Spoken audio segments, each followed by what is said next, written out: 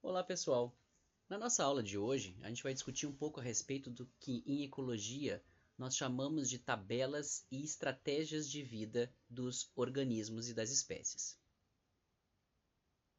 O que quer dizer uma tabela de vida de uma espécie? É basicamente o registro das questões a respeito de vida e morte dentro de uma população.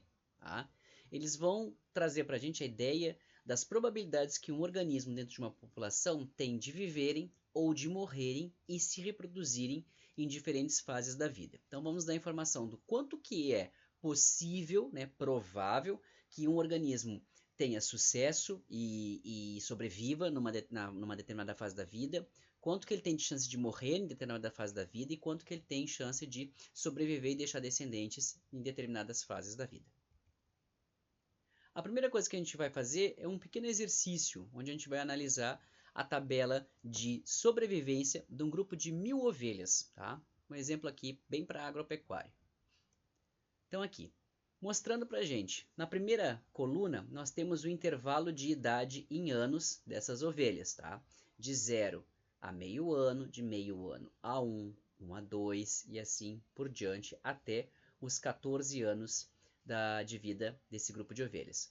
Na segunda coluna nós temos o número de sobreviventes no início do intervalo de idade em cada 1000 nascidos. Então aqui, de 0 a meio ano nós temos 1000 nascidos, 1000 sobre mil indivíduos que nasceram. Tá?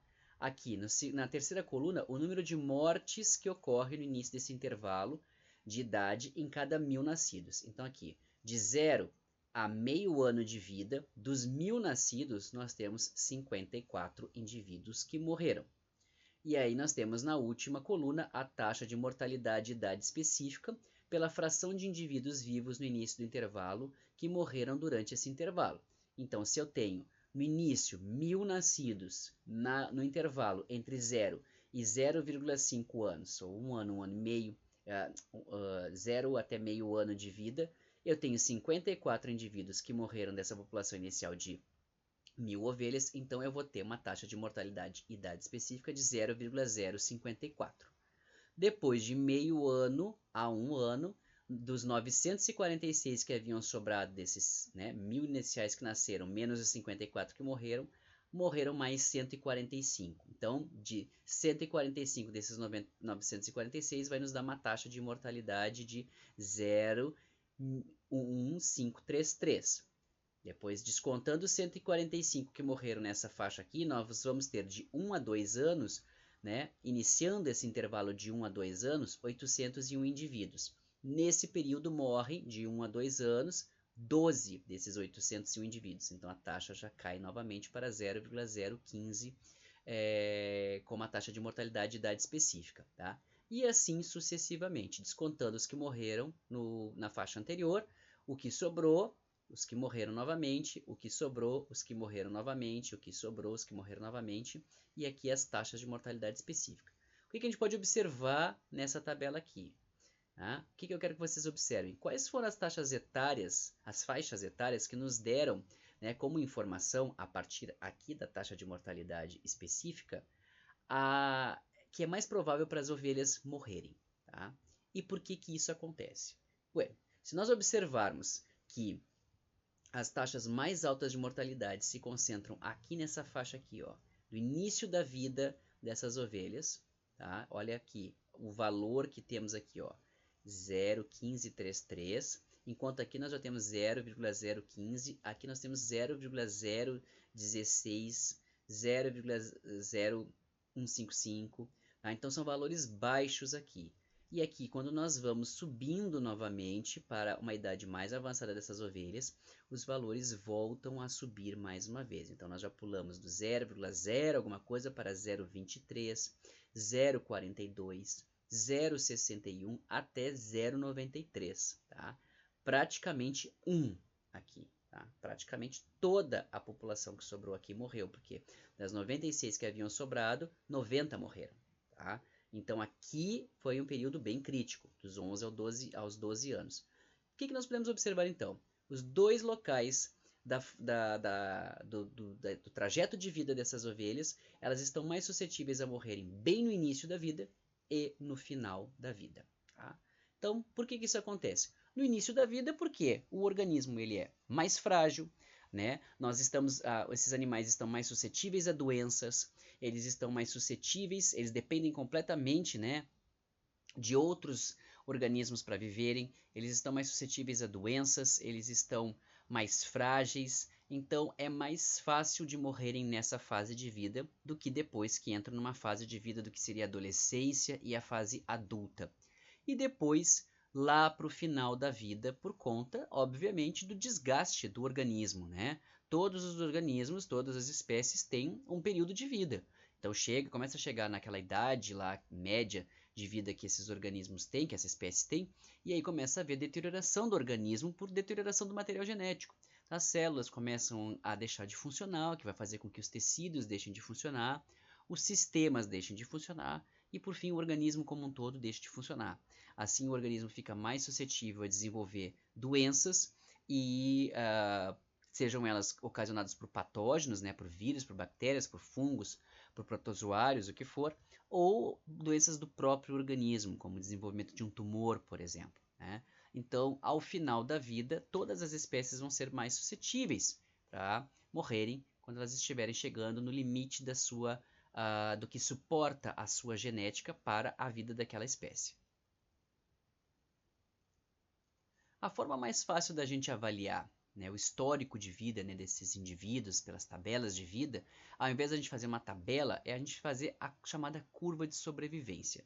Vai dar para a gente a mesma informação. Então, se eu plotar num gráfico, tá, a minha curva de sobrevivência dessas mesmas ovelhas, eu vou ter que, de uma população inicial de 1000 ovelhas, para cada intervalo de idade, eu vou ter um valor que vai diminuindo essa quantidade de ovelhas que havia inicialmente, porque obviamente esses organismos vão morrendo com o passar do tempo. Percebam que a curva, assim como nós percebemos na tabela, mas a curva ela fica mais visual, então fica mais fácil da gente enxergar isso, esse padrão, a curva ela tem duas grandes quedas, dois grandes momentos de declínio. Aqui, no início da vida das ovelhas, até de 1 a 2 anos, ocorre essa queda acentuada do número de ovelhas, depois existe uma redução muito calma, muito lenta, né, digamos assim, nesse intervalo que fica entre os 2 anos até os 9 anos, ocorre uma redução muito pequena da população, ou seja, a chance dessas ovelhas morrerem nessa idade aqui é muito baixa, e depois, a partir dos 9 anos, a curva começa a sofrer uma queda brusca novamente. Ou seja, muitos indivíduos morrendo aqui nessa fase final de vida das ovelhas. Tá? Todas as espécies vão ter curvas de sobrevivência parecidas? Não. Aqui eu coloco 3 exemplos para vocês que são bastante característicos assim, e bem diferentes uns dos outros. Tá? A curva tipo 1 é parecida com a curva das ovelhas, tá? É a curva dos humanos. Ela é um pouquinho diferente, por quê? Porque aqui no início da curva nós não encontramos uma queda tão acentuada quanto nós encontramos na curva das ovelhas. Por quê? Existe um cuidado parental muito grande na espécie humana, que faz com que não morram tantos indivíduos nas fases iniciais da vida. Tá? Quando que os seres humanos vão começar a morrer? Lá para o final da vida. Então, do início da vida até a velhice, as chances dos indivíduos morrerem são menores do que quando eles começam a envelhecer. Aí quando começa a envelhecer, a curva vai e sofre uma queda brusca, porque aqui é a maior chance de morrer de um indivíduo, é quando ele humano, é quando ele envelhece, tá? Na curva tipo 2, que é a curva para, por exemplo, um exemplo dos pássaros, a gente encontra o quê? Uma curva que desce o tempo inteiro no mesmo ritmo. O que isso significa para a gente? Que os pássaros, que a gente está dando como exemplo para esse tipo de curva, eles têm a mesma chance de morrer em todas as idades. Então, um pássaro pequeno, filhote no ninho, tem a mesma chance de morrer do que um pássaro jovem, do que um pássaro adulto e do que um pássaro velho. Os pássaros são muito comumente presas para muitas espécies. Então, os pássaros que ficam no ninho estão mais bem guardados pelos seus indivíduos parentais, mas são mais frágeis, não conseguem se defender, não conseguem voar. Então, são presa fácil. Os pássaros que estão adultos e que saem para buscar alimento, que vão se reproduzir, que estão circulando pela natureza, são presa fácil para pássaros maiores e para outros organismos que se alimentam desses pássaros. E os pássaros velhos, por sua vez, também com mais dificuldade para locomoção, o seu sistema físico vai ficando mais debilitado, mais suscetível a doenças, também são suscetíveis para morrer. Então os pássaros eles estão basicamente suscetíveis para morrer em qualquer idade. E a curva do tipo 3, a das árvores, é muito diferente da curva dos humanos, é exatamente o contrário. Vejam só, no início de vida existe uma queda brusca, tá? Ou seja, existe aqui uma grande probabilidade dos organismos morrerem no início da vida deles, depois isso se estabiliza e vai reduzindo muito devagar até o fim da vida dessas espécies. Por que isso acontece?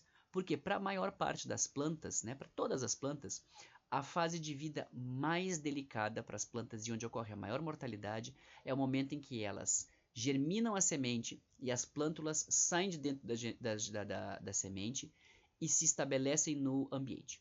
Até a planta conseguir se estabelecer no ambiente, fazer a própria fotossíntese e crescer um determinado tamanho, essa planta é extremamente suscetível a morrer. Por quê? Ela pode ser sombreada por outras plantas maiores, qualquer disputa por nutriente, por água ou por sol pode fazer com que essa planta perca a briga e ela morra. Ela está mais suscetível a micro-organismos atingirem ela nessa fase da vida. Então é uma fase da vida muito complicada, é o estabelecimento inicial para as plantas. Por isso que a curva é completamente diferente, porque a chance de morrer está mais no início do que para depois. Depois que uma árvore, por exemplo, se estabelece, é muito difícil dela vir a morrer, né? Só se for atingida por alguma infecção muito grave e ficando muito velha também, dependendo da espécie. Como podemos então prever se uma população vai crescer ou diminuir? Isso aí a gente pode observar a partir de quando nós tiramos uma espécie de instantâneo da nossa população. Tá? Vamos fazer uma suposição. Tá? Vamos fazer um exercício aqui, mais um exercício para vocês pensarem. Uma população de ursos, onde eu tenho o predomínio de fêmeas em idade reprodutiva, e eu tenho uma outra população de ursos, onde eu tenho o predomínio de machos em idade pós-reprodutiva. Ambas populações possuem o mesmo tamanho, é a mesma espécie de ursos, tá? Ambas as populações possuem o mesmo tamanho, vamos dizer que 50 indivíduos. Então, são a mesma espécie, eu vou ter para essas espécies a mesma taxa de reprodução, né?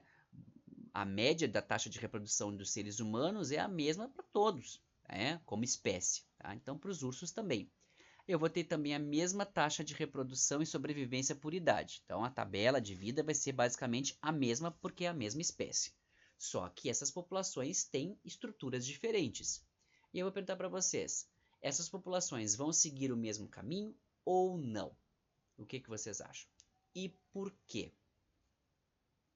Bom, se eu estou dizendo para vocês que uma população de ursos, onde eu vou ter predomínio de fêmeas em idade reprodutiva, vamos pensar o seguinte, né?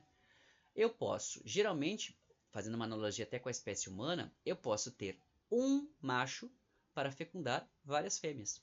Então, a população vai crescer mais à medida que eu tenho mais fêmeas que podem ser fecundadas por um macho.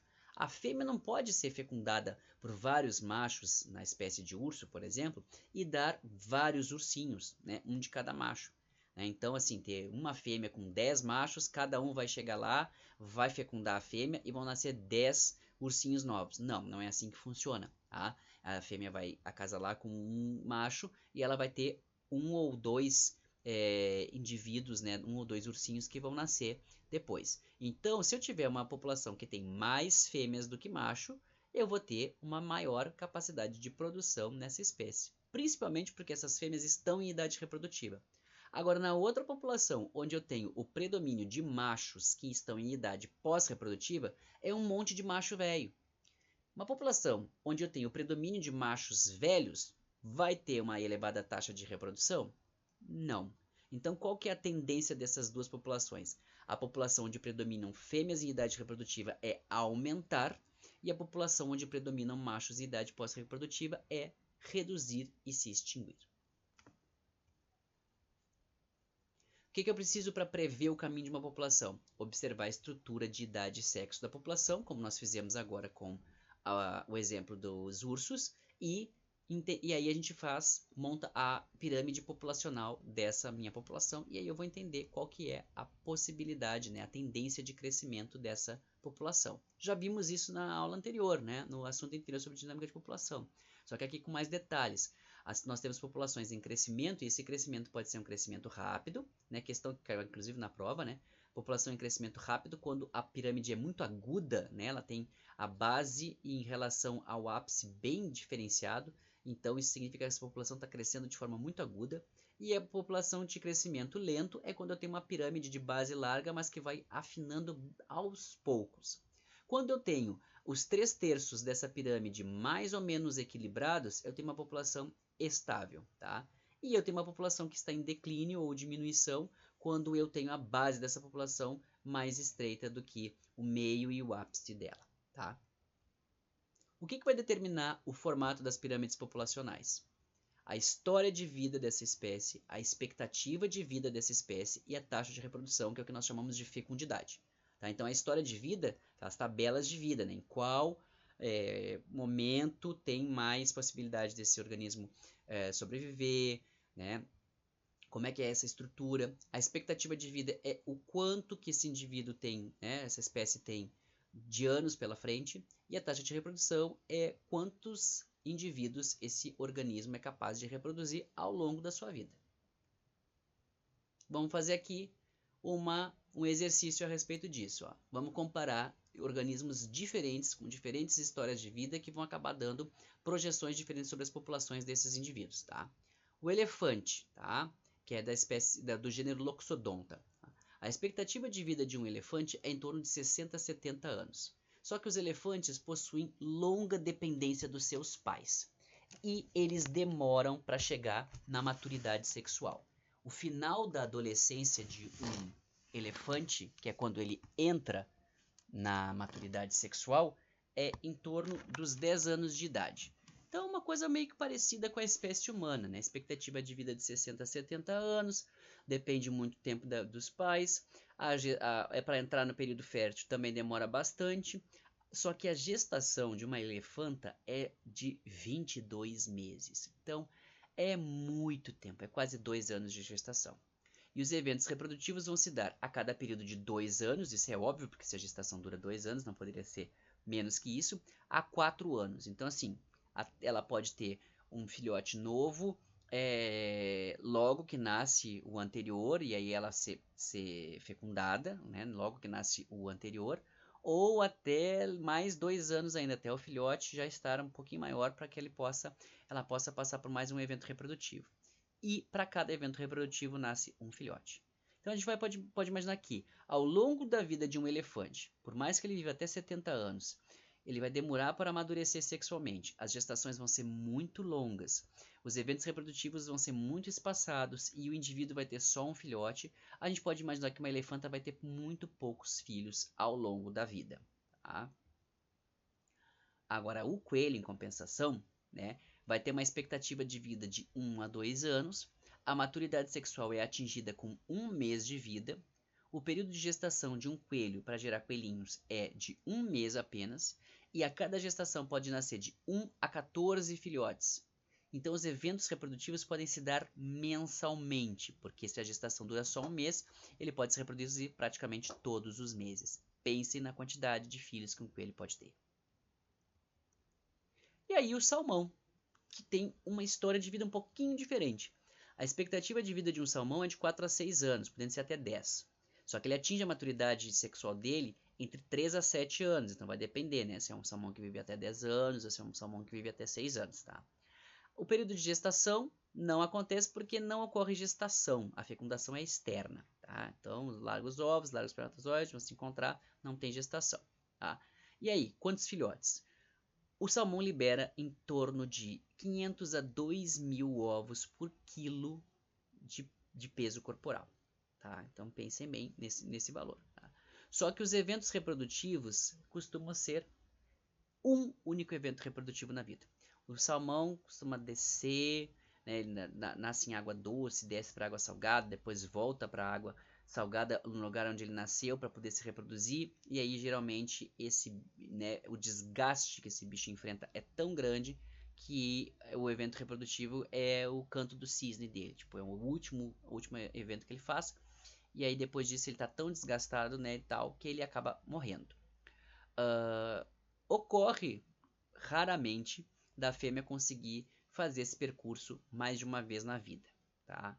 Mas então é um sistema de reprodução completamente diferente desses outros dois organismos que nós vimos inicialmente, o elefante e o coelho. E aí existe uma questão importante com relação a isso. Dois conceitos que nós chamamos de semioparidade e heteroparidade, tá? O que quer dizer a semioparidade e a heteroparidade? São estratégias reprodutivas diferentes que os organismos vão apresentar na natureza, tá? Organismos que a gente chama de semélparos, tá? Eles vão ser assim como o salmão.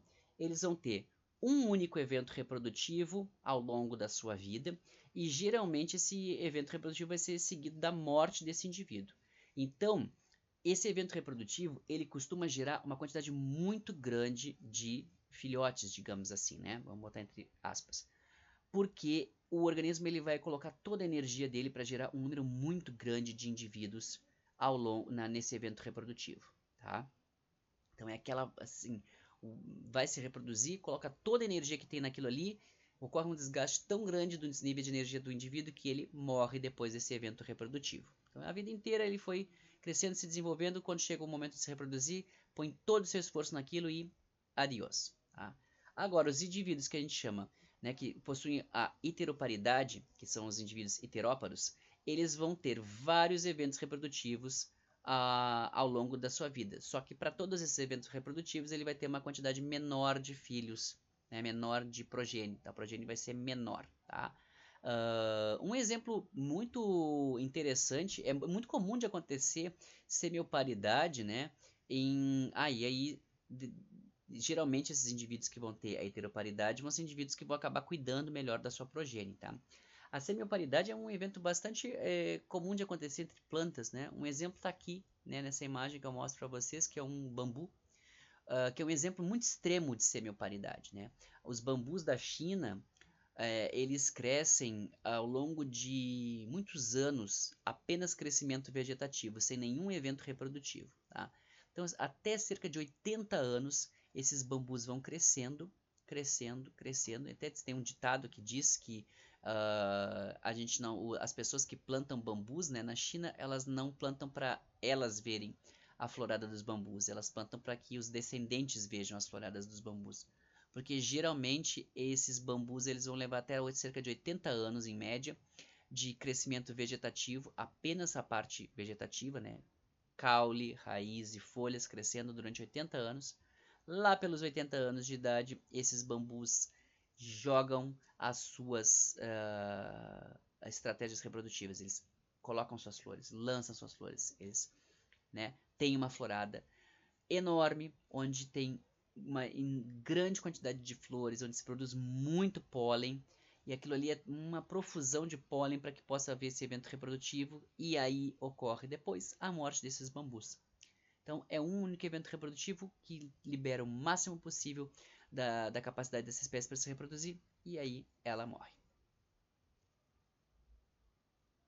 Com relação à história de vida, em ecologia, história de vida quer dizer que é levar em consideração, né, o período da primeira reprodução, quantos descendentes deixa em cada evento reprodutivo e quantas vezes ocorre a reprodução. No ambiente, a gente tem que lembrar de uma coisa, tá? Os recursos vão ser sempre limitados. Isso aí foi até questão de prova. Por que a gente não tem estratégia, a gente não tem crescimento logístico para as espécies, né? Elas vão entrar no exponencial, ela vai entrar no crescimento logístico em algum momento, porque os recursos são limitados. Tá? Então, os recursos que existem para uma determinada espécie, que estão disponíveis para uma espécie, eles precisam ser alocados em atividades de crescimento, da manutenção metabólica e da reprodução. Então, o indivíduo precisa de energia do ambiente para ele crescer, inicialmente, para ele se manter vivo, funcionando, e para ele se reproduzir. Tá? Na natureza, qual que é o objetivo de cada espécie? Alocar esses recursos da melhor forma possível, dependendo das necessidades que o ambiente impõe. Então vamos ver, cada tipo de ambiente é diferente. Aí ele vai exigir do indivíduo mais ou menos que ele aloque mais ou menos energia numa atividade de crescimento ou numa atividade de manutenção metabólica ou na atividade reprodutiva. Tá? Então, esse alocar bem vai ter significados diferentes dependendo do ambiente. Tá? Então, como eu disse, o que significa alocar bem? Vai depender. Evolutivamente, alocar bem vai significar que para cada espécie, a gente vai ter, né, ela vai alocar os recursos de uma forma melhor possível adaptativamente em um desses eventos. Crescimento, manutenção ou reprodução. Tá? E ao longo da história evolutiva, o que a gente percebeu? Que como temos muitos ambientes diferentes e muitas espécies foram se originando, cada espécie encontrou um ambiente diferente e uma forma de melhor alocar os seus recursos dentro daquela história que ele está vivendo, daquele ambiente onde ele está. E é por isso que a gente encontra tantas estratégias diferentes, tá, de reprodução que vão depender do nicho ecológico de cada espécie. E o que é o nicho? É o papel que a espécie ocupa naquela comunidade, naquele ecossistema. Tá? Então, dependendo do nicho de cada espécie, para ela vai ser mais vantajoso uma estratégia de reprodução ou outra estratégia de reprodução. E aí vai ser esse balanço quantidade versus qualidade. Algumas espécies vão ter prole numerosa, como nós vimos, por exemplo, a questão do salmão, mas esses indivíduos vão gastar muito pouca energia com cada indivíduo que ele produz. Tá? Então, assim, a espécie tem um número muito grande de filhotes, mas ela gasta individualmente com cada filhote muito pouca energia. Outras espécies vão ter poucos descendentes, como a espécie humana, por exemplo.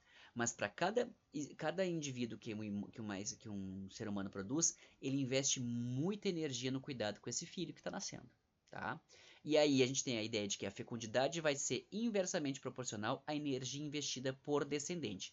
Ou seja, espécies muito fecundas produzem muitos indivíduos, vão investir muito pouco por cada indivíduo. Ao passo que as espécies que investem muito que têm poucos filhos, vão investir muito em cada um desses filhos. Aí é que vem o conceito dos indivíduos que são chamados R estrategistas e K estrategistas, tá? Nos indivíduos R estrategistas, geralmente eles vão ocorrer em ambientes que são considerados como imprevisíveis, tá? Ou seja, pode fazer calor, pode faltar água, pode fazer frio, não existe um regime hídrico muito certinho, então pode ter seca num ano, no outro ano pode chover muito, enfim, um ambiente muito imprevisível.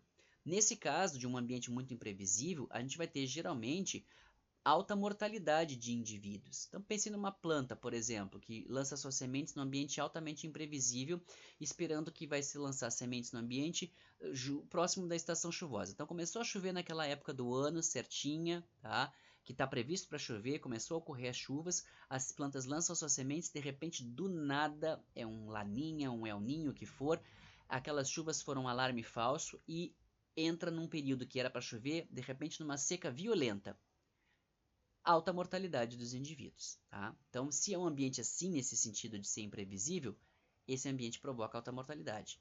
Então, nesse tipo de ambiente é que ocorrem os chamados indivíduos R estrategistas. Por quê? Eles vão ter um custo baixo com a reprodução, eles vão lançar uma prole muito numerosa, tá? E que os indivíduos vão ter pequeno tamanho. Então, assim, vão ser sementes pequenas, por exemplo, e lançadas em grande quantidade. Ou vão ser animais que vão ser produzidos, né, em grande quantidade pelos seus pais, mas animais de pequeno porte. Tá? Então, geralmente, nesses tipos de ambientes, onde nós temos os chamados R estrategistas, eles vão ser indivíduos semélparos, muitas vezes, ou seja, tem um único evento reprodutivo, onde produzem muitos indivíduos, e vão ter prole numerosa e de pequeno tamanho. Não necessariamente serão semélparos, eles podem ser heteróparos, mas eles vão sempre produzir prole numerosa e de pequeno tamanho, onde para cada descendente o investimento foi muito pequeno. Já os indivíduos K estrategistas é exatamente o contrário. Nós vamos ter um ambiente mais estável, mas onde nós vamos ter uma grande competição nesse ambiente. Tá? Nesse sentido, o custo de reprodução vai ser alto. Então, vai ter um custo energético grande dos indivíduos parentais. O tamanho da prole vai ser fundamental para o sucesso reprodutivo. Então, nós vamos ter, em geral, para os indivíduos heteróparos, uma prole pouco numerosa, poucos filhos, 2, 3, 4, tá?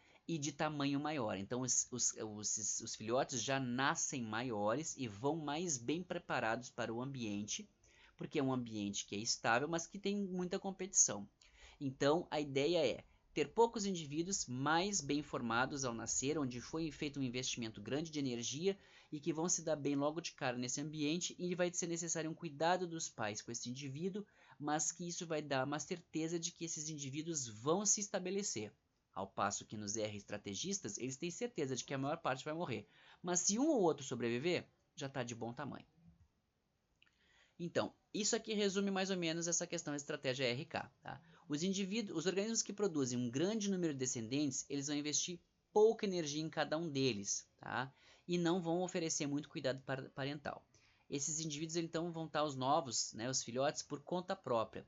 E aí qual que é a ideia? Que sejam produzidos muitos para que alguns sobrevivam. Individualmente, a chance de cada um deles sobreviver é baixa, mas como são muitos produzidos, algum vai viver e vai manter a espécie no ambiente, tá?